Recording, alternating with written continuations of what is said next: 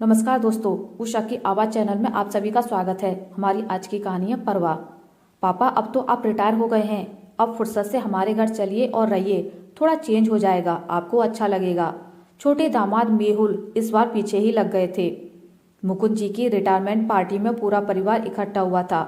सबके आ जाने से पूरा घर रोशन हो उठा था। अब धीरे धीरे सबके जाने के क्रम ने मुकुंद जी को व्यथित कर दिया था। खासकर ये छोटी बेटी रिनी तो उनके बहुत करीब थी। रिटायरमेंट के पहले सभी बच्चों की शादी करके फ्री हो जाऊं, इसी विचार ने 1 साल पहले ही रिनी की भी शादी करवा दी थी। पर मुकुंद जी को अभी भी वह छोटी बच्ची ही लगती थी। बहुत मनुहार करके उन्होंने बेटी और दामाद को 1 सप्ताह रोक लिया था, लेकिन 1 हफ्ता भी फुर्र से उड़ गया, पता ही नहीं चला था। कल रिनी को जाना था और आज उन्हें दुखी देख दामाद मेहुल ने उन पर फिर हमला बोल दिया था। मुकुंद जी पसो पेश में थे। मन तो उनका बहुत था बेटी के घर जाकर रहूं, देखूं, समझूं दामाद जैसे दिखते हैं और बोलते हैं असल में हैं या नहीं। क्या दामाद के घर जाकर रहना उचित होगा? वह तो औपचारिकता में बोल रहे हैं। उनकी बात सुनकर पत्नी शिखा हंसने लगी। अरे, जब बहू को बेटी बनाया है तो दामाद भी बेटा मानने में हर्जी क्या है? वैसे भी अभी तक तो छुट्टी नहीं मिलती थी। ऑफिस के काम है, जरूरी मीटिंग कह कह के बेटी रिनी के घर जाना टालते रहे। अब तो ये सारे बहाने बेकार हो गए हैं आपके। शिखा जानती थी रिनी के पास रहने के लिए मुकुंद जी कितने बेचैन रहते हैं। अभी अच्छा मौका है, दामाद भी हैं तो साथ में संभाल कर ले जाएंगे। अकेले जाना तो हो नहीं पाएगा। तुम भी चलो ना शिखा, वे आग्रह कर उठे। उनके कहते ही रिनी खुश हो गई। पापा के साथ जाने की इच्छा तो है, बस संकोच कर रहे हैं। अरे, किसी दूसरे के घर थोड़े ही ना जा रहे हो, अपनी खुद की बेटी के घर जाने में कैसा संकोच? अपने दामाद जी का दिल बहुत बड़ा है, वे आपका पूरा ख्याल रखेंगे और अगर कुछ कमी रह जाए तो ध्यान ना देना। आप भी अपना दिल बड़ा कर लेना। मैं तो अभी कहीं नहीं जा सकती, बहुत सारे काम हैं। दोनों पोते पोतियों के बोर्ड एग्जाम अगले महीने से हैं। वैसे ही रिटायरमेंट कार्यक्रम के कारण बच्चों की पढ़ाई बहुत बाधित हुई है। अब बहू रंजना सिर्फ उनकी पढ़ाई लिखाई पर ही ध्यान देगी, घरेलू काम सब मैं निपटाती रहूंगी। मुकुंद जी का कोई तर्क शिखा को राजी नहीं कर सकता। वो ये बात अच्छी तरह जानते थे। तुम तो बस घर के कामों का बहाना लिए तैयार रहती हो। अब बहू को संभालने दो अपने बच्चों और उनकी पढ़ाई लिखाई की जिम्मेदारी को। तुम ये सब माया छोड़ो। मुकुंद जी थोड़े नाराज हो गए थे। अच्छा, आपके साथ नहीं जा रही हूं तो घर के काम अब बहाने लगने लगे, माया दिखने लगी आपको? शिखा ने भी चिढ़कर उत्तर दिया। बहू की अकेले की जिम्मेदारी तो नहीं। इस आड़े वक्त में बहू को अकेले छोड़कर वह बेटी के घर मजे करने जाएगी, यह बात शिखा को असहनीय थी। माया कहो या मोह कहो, आपस में सुख दुख बांटने से के लिए ही तो घर और घरवाले होते हैं। शिखा हमेशा इस दृढ़ पर रहती थी। बहू ने भी तो अभी रिटायरमेंट पार्टी का ढेर भार काम किया है। बेटी की ही तरह तो है बहू भी। हालांकि उसे मुकुंद जी की तबीयत की बहुत चिंता थी, लेकिन वह जानती थी मुकुंद जी को ये सब समझाना मुश्किल है। इस वक्त उन्हें बेटी के साथ जाने की ललक उठ रही है बस। क्यों दादाजी, दादी के बिना कहीं बाहर जाने से डर लगता है क्या? पोते राजुल ने चुटकी ली तो सब हंस पड़े। हाँ, अब तो स्वतंत्रता पूर्वक पत्नी की टोका टाकी से आजाद होकर रहने का सुअवसर मिल रहा है, तो जाइए आनंद उठाइए, शिखा ने जोर से कहा। तो उन्हें लगा, क्या पत्नी स्वयं भी चाहती है थोड़े दिन उनसे दूर रहना? सही बात है, शिखा दिन भर उन्हीं के इर्द गिर्द घूमती रहती है, कभी चाय, कभी जूस, कभी फल, कभी खाना, यहाँ तक कि पानी भी पीने की याद वही दिलाती रहती है। क्या सच में वह शिखा के बिना नहीं रह पाएंगे? क्या शिखा को उनके अकेले जाने से चिंता नहीं हो रही है? चलिए पापा, मैंने और माँ ने आपके चलने की तैयारी कर ली है, देख लीजिए अगर कोई और सामान ले जाना हो तो। रिनी ने बहुत उत्साह से आकर कहा। तो मुकुंद जी समझ गए, अब तो जाना ही पड़ेगा। दूसरे दिन सुबह निकलकर शाम को वह बेटी दामाद के घर पहुंच गए थे। उनकी बेटी का 4 बेडरूम का बहुत बड़ा और सुव्यवस्थित घर था। यह देखकर वह बहुत खुश और संतुष्ट हुए। घर पहुंचते ही रिनी उनके लिए कमरा ठीक करने लग गई। तभी मेहुल कायदे से केतली में चाय बनाकर ले आए। रिनी, पापा को ले आओ, चाय बन गई है। मेहुल की आवाज़ सुनकर वे चौंक गए। क्या दामाद जी ने खुद चाय बनाई है? उन्हें विश्वास ही नहीं हुआ। जब उन्होंने देखा मेहुल उनकी चाय बनाने के साथ ही सहजता से रिनी के लिए भी चाय कप में बनाकर दे रहा है। पापा, चाय पीजिए, मेहुल बहुत अच्छी चाय बनाते हैं, फिर आप थोड़ी देर आराम कर लीजिएगा। रिनी ने जोर से कहा तो वह चाय पीने लगे। वास्तव में चाय बहुत अच्छी बनी थी। चाय पीकर वह बिस्तर पर आंख बंद कर लेट गए। रिनी, डिनर बाहर से ले आता हूँ, तुम भी थक गई होगी, फिर कल ऑफिस भी जाना है। मेहुल की आवाज़ दूसरे कमरे से आ रही थी। नहीं मेहुल, पापा को बाहर का खाना हजम नहीं होता, मैं घर पर ही कुछ बना लूँगी, आप ऑफिस का काम कर लीजिए। रिनी की आवाज़ सुनकर उन्हें शिखा की याद आ गई। बेटी भी बिल्कुल माँ की तरह ही उनका ख्याल रख रही है। सोचकर वे भावुक हो गए। और मेहुल भी रिनी का बहुत ध्यान रखता है, ये महसूस हुआ। दूसरे दिन सुबह मेहुल तो चाय नाश्ता करके ऑफिस चले गए थे, लेकिन रिनी ने 2 दिनों की छुट्टी ले ली थी जिससे पापा एडजस्ट हो जाएं। मेहुल के जाते ही रिनी ने वॉशिंग मशीन में सारे कपड़े डाल दिए। बहुत तेजी से पूरे घर की साफ सफाई में जुट गई। साथ ही पापा के लिए थोड़ी थोड़ी देर में कभी चाय, कभी फल, कभी सूप बनाकर ले आती थी।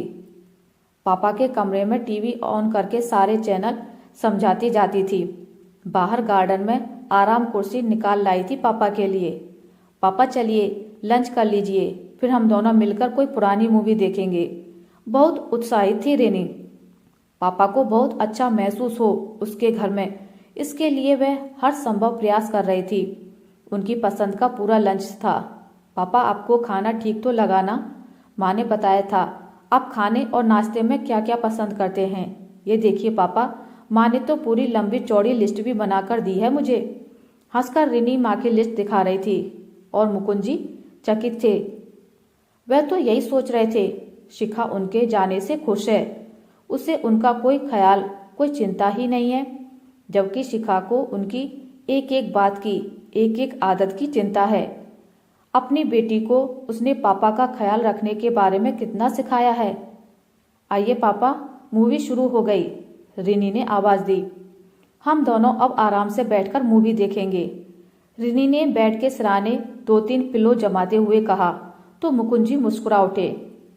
बहुत समय के बाद इस तरह घर पर उन्होंने अपनी पसंद की मूवी सुकून से देखी। शिखा को तो अभी समय ही नहीं मिला उनके साथ बैठकर मूवी देखने का। साथ में रिनी की कमेंट्री, बीच बीच में चाय, मूंगफली। कब शाम हो गई पता ही नहीं चला। रिनी, कहाँ हो तुम लोग? लो पापा के लिए मैं हजारी के होटल की खस्ता कचौरी और इमरती लेकर आया हूँ। आ जाओ, मैंने प्लेट लगा दी है और चाय भी तैयार है। मेहुल की आवाज़ ने उन्हें फिर चौंका दिया। अरे बेटा, ऑफिस से कब आ गए पता ही नहीं चला।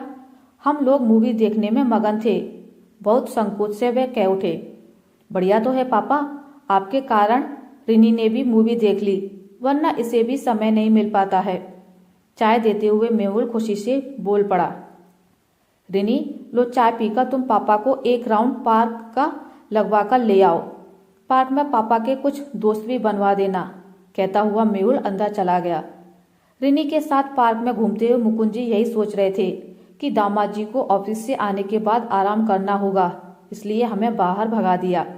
1 घंटे बाद जब वे दोनों घर वापस लौटे तो देखा मेहुल एप्रन बांधकर डाइनिंग टेबल पर शानदार डिनर लगाने में लगा हुआ था। आइए आइए, एकदम सही समय पर आए हैं, बस अभी ही डिनर बनकर तैयार हुआ है। पापा जी की खास डिश बनाई है मैंने, मुझे माँ ने बताया था। मेहुल मुस्कुरा रहा था और मुकुंद जी चकित थे। इस 1 घंटे में मेहुल ने आराम नहीं किया, बल्कि किचन में जाकर उनकी पसंद का डिनर बनाया है। कितना बड़ा दिल है दामाद जी का। बेटा, खाना बहुत स्वादिष्ट बना है। पापा के मुंह से तारीफ सुन मेहुल के साथ रिनी भी हंस पड़ी। लंच की तो तारीफ नहीं की थी पापा आपने, अपने दामाद की तारीफ कर रहे हैं आप। रिनी ने उन्हें छेड़ा तो वह मुस्कुरा दिए। डिनर के बाद सबने बैठकर हल्की फुल्की बातचीत की, फिर सोने चले गए। मुकुंद जी को नींद नहीं आ रही थी। रह रहकर उन्हें शिखा की याद आ रही थी। साथ ही दामाद को रिनी के साथ घर के सभी प्रकार के काम करते देखकर, अपने घर में रहकर वे खुद क्या करते हैं उन्हें यह भी याद आ रहा था। उनके ऑफिस से आते ही शिखा ऐसे भागकर आती थी जैसे वह बहुत दिनों बाद कहीं बाहर से आ रहे हैं। वह भी रौब से आकर कुर्सी पर इस तरह बैठ जाते थे मानो कोई भारी युद्ध लड़कर आ रहे हैं और घर आकर शिखा पर कोई एहसान कर रहे हैं। शिखा पानी का ग्लास भरकर उन्हें देती थी। तुरंत चाय नाश्ता आव भगत में यूं लग जाती थी जैसे वे घर के मेहमान हैं। चाय के बाद वे आराम ही करते रहते थे। उन्हें कभी इस बात की कोई परवाह ही नहीं हुई कि शिखा दिन भर क्या करती रही, खाना खाया कि नहीं। आज तक अपने हाथों से एक कप चाय उन्होंने नहीं बनाई। घर के किसी भी काम में कभी शिखा की मदद नहीं की। अभी भी बेटी के साथ आते समय शिखा के लिए और दामाद के लिए भी गलती सोचते रहे। मैंने अपने अलावा कभी किसी के बारे में नहीं सोचा। मेहुल ऑफिस से आने के बाद कितना सामान्य था। खुद चाय बनाकर ले आया, पूरा खाना बना दिया उसने। कितनी खुशी से, कितने ख्याल से। मेरी बेटी रिनी, जिसे मैं बच्ची समझता हूँ, वह कितनी समझदारी से मेरा ख्याल रख रही है। मेरी हर पसंद नापसंद का ख्याल रख रही है। मैं यहाँ भी मेहमान की तरह ही रह रहा हूँ। सहज होकर सबके साथ घुल मिल कर क्यों नहीं रह पा रहा हूँ। सुबह आँख खुली तो मेहुल ऑफिस के लिए तैयार हो रहे थे। पापा लीजिए आपकी दालचीनी वाली चाय, कहती रिनी से चाय लेते हुए उन्होंने पूछ लिया। रिनी तुम ऑफिस क्यों नहीं जा रही हो? वो पापा आपको अकेला, रिनी कहते कहते रुक सी गई थी। अरे पगली, मैं अपने घर में हूँ, अकेला कहाँ हूँ। तू जा, मेरी चिंता मत कर, अब मैं यहाँ की हर चीज से परिचित हो गया हूँ। हंसकर उन्होंने बेटी को आश्वस्त किया तो रिनी ने कहा, अच्छा ठीक है पापा, फिर मैं लंच बनाकर चली जाऊंगी, आप ओवन में गर्म कर लीजिएगा। वैसे आज ऑफिस में जरूरी मीटिंग भी थी।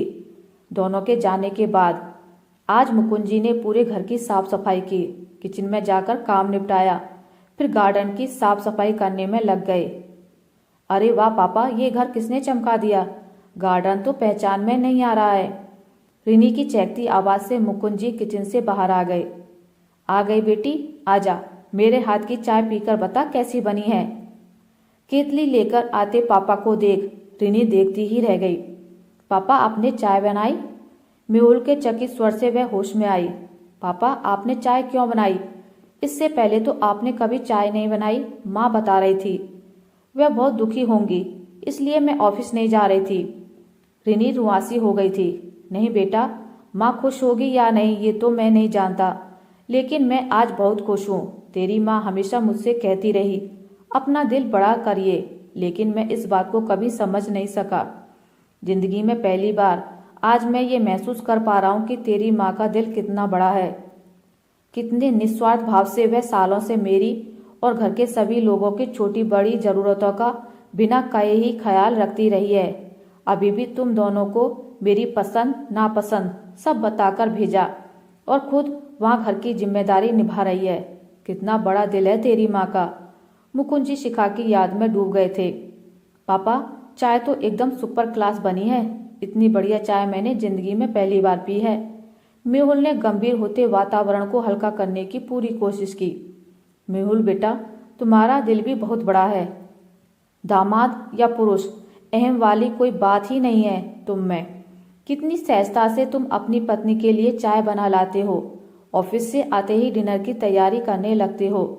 मैंने ऐसा करने की कभी कल्पना तक नहीं की थी। तुमने मुझे जिंदगी का बहुत अच्छा सबक दिया है। मुकुंद जी मेहुल के पास आकर खड़े हो गए थे।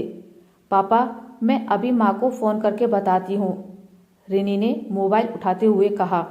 तो मुकुंद जी ने जल्दी से मोबाइल उसके हाथ से छीन लिया। अभी नहीं बेटा, अभी तो तेरी माँ की पसंद नापसंद तुझसे सीखना है मुझे। घरेलू कामों में हाथ बटाना तुम दोनों से सीखना है मुझे।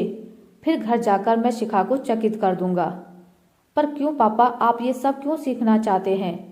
रिनी अभी भी समझ नहीं पा रही थी। क्योंकि मैं भी अपना दिल बड़ा करना चाहता हूँ। जितनी जिंदगी बची है तेरी माँ के साथ ही नहीं, पूरे घर के साथ सहज होकर घुल मिलकर उन्हीं के जैसा होकर जीना चाहता हूँ। मुकुंद जी का स्वर भीग उठा था। अच्छा, जिससे माँ के साथ बैठकर पुरानी मूवी देख सकें। अब की बार रिनी ने हंसकर पापा को फिर से छेड़ा तो मुकुंद जी खिलखिला उठे। हाँ रिनी, जमाना हो गया इस तरह फुर्सत से शिखा के साथ कोई मूवी देखे। घर के सारे काम करते करते वह थक भी जाती थी और समय ही नहीं मिला कभी। पर अब समय भी मिलेगा और थकान भी नहीं लगेगी। मुकुंद जी किसी खजाने को पा लेने वाली खुशी से आनंदित हो रहे थे।